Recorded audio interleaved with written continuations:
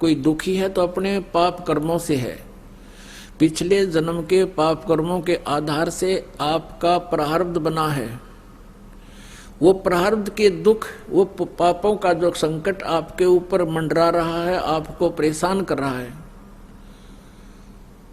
तो उसके लिए आपको ये साधना बताई गई है। भक्ति प्रारंभ कीजिए, आप करते रहिए। जितनी भक्ति, दान, धर्म, सेवा और ये आप बढ़ाते चले जाओगे, उतना ही आपको राहत मिलती चली जाएगी।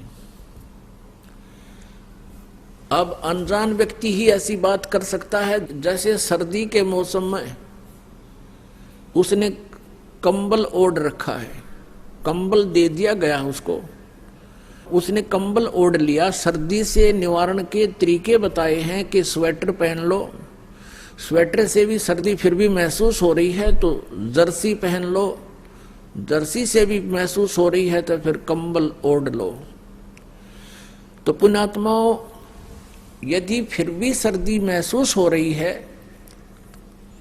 तो रात्रि के समय भाई रजाई भी जोड़नी पड़ेगी, रजाई भी डाल लो, तभी जान बचेगी। और कोई ये कहे कि आपने कहा था मैंने स्वेटर भी पहन ली, आपने कहा मैंने जर्सी भी पहन ली, आपके कहे से मैंने कंबल भी ओढ़ लिया, मुझे सर्दी लग रही है, मैं तो मैं ही रखूंगा ये सब साधना, ये कंबल जर्सी सब फेंक दूंगा।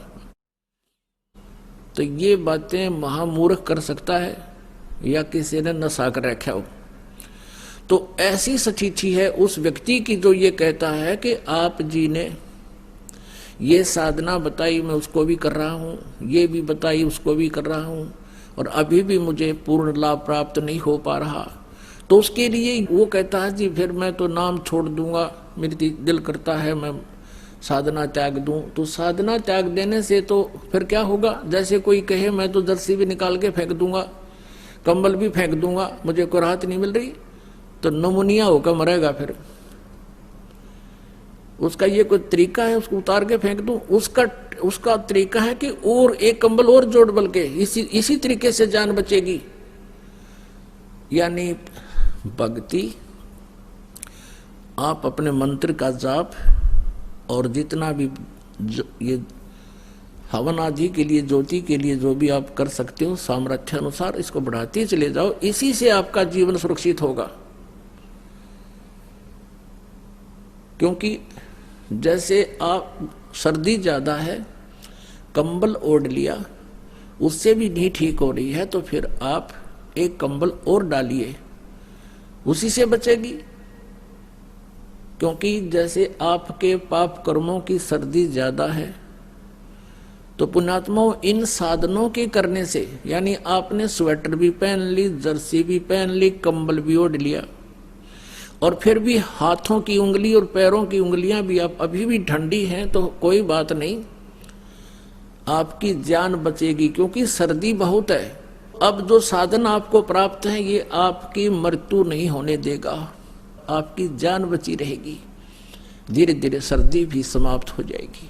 तो इसी प्रकार जो साधनाएं आपको दी जाती हैं और फिर भी आपको कोई महसूस हो रहा है कि मैं बिल्कुल पूर्ण रूप से जो सही लाभ प्राप्त नहीं कर पा रहा हूं, तो ये समझना कि आपके पाप कर्मों की सर्दी अधिक है। जो साधन आपको मिल गए हैं ये आपके जीवन रक्षा करेगा, आपको हानि नहीं होने देगा।